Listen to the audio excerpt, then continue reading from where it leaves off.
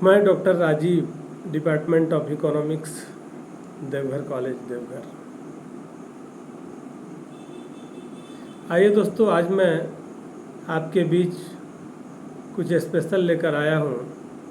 वैसे तो मैं इकोनॉमिक्स का छात्र रहा, पर साहित्य से मेरा बचपन से लगाव रहा है और समय समय पर मैं कुछ लिखने का प्रयास करता रहा हूँ। आज मुझे लगा क्यों ना आपके बीच कुछ स्पेशल प्रस्तुतिकरण लेकर आऊं। इसलिए आज मैं विषय से अलग हट करके आपके बीच कुछ बातें लेकर आया हूं। यूँ तो व्यक्ति के जीवन के हर पड़ाव में कुछ न कुछ परिस्थितियां पैदा होती है और हर इंसान को उन परिस्थितियों का सामना करना पड़ता है। हम आप सभी उन परिस्थितियों से होकर गुजरने वाले इंसान हैं। आज जो विषय में लेकर आया हूँ वह एक लड़के और लड़की की प्रेम को केंद्र बिंदु मान करके और लिखा गया है, जिसमें लड़का बेपनाह मोहब्बत करता है लड़की से। लंबे समय तक रिश्ते भी चलते हैं। जीवन का एक ऐसा पड़ाव आता है जब दोनों के बीच अनबन हो जाती है। तब दोस्तों के बीच चर्चा होने लगती है कि इतना अच्छा दोनों का रिलेशनशिप था, अंडरस्टैंडिंग थी, क्या ऐसा हो गया। फिर कुछ दोस्त मिलकर उससे जानना चाहते हैं कि क्या हुआ, तुम लोगों के बीच क्यों नहीं बात हो रही है, क्या ऐसा हो गया है। इसी थीम पर, इसी को केंद्र बिंदु मानकर मैंने लिखा है। लड़का कहता है,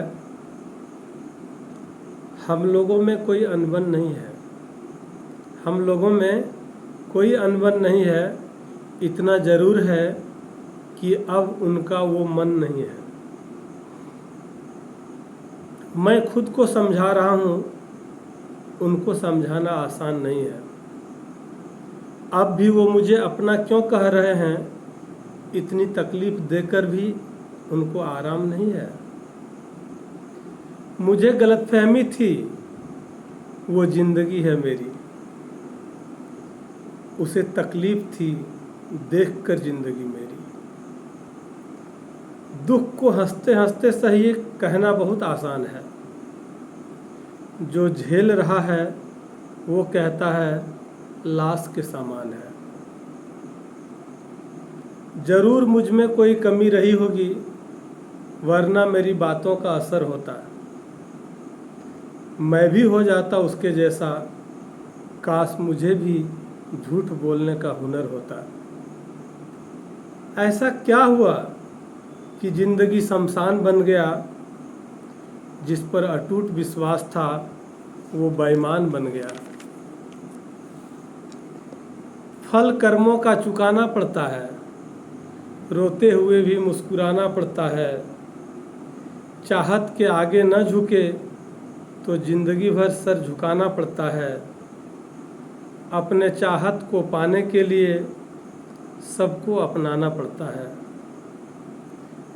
वफा का सबक तो वो हमको पढ़ाते रहे, मगर नज़रें वो गैरों से मिलाते रहे। मेरे नसीब की सारी खुशियाँ लूट कर मेरे दुश्मन का वो घर सजाते रहे। दोस्तों, ये चंद पंक्तियाँ मैं एक्सपेरिमेंट के लिए आपके बीच लाया हूँ। अगर आपको पसंद आए तो आप सब्सक्राइब करेंगे, लाइक करेंगे, शेयर करेंगे। आपका सब्सक्रिप्शन, आपका कमेंट्स, आपका शेयर, आपका लाइक हमको यह बता देगा कि आगे हमको अपनी लेखनी आपके बीच लानी है या नहीं लानी है। तो मैं कुछ कह पा रहा हूँ, इसमें आपका स्नेह है। आपकी स्नेह मुझे ताकत देती है, आत्मबल देती है, और मैं कुछ लिख पाता हूँ। ऐसे ही आपका स्नेह मिलता रहेगा तो मैं पार्ट वाइज अपनी लेखनी को आपके बीच प्रस्तुत करता रहूँगा। अगर आपको अच्छा लगे तो प्लीज़ सब्सक्राइब करें कमेंट्स करें। Thank you.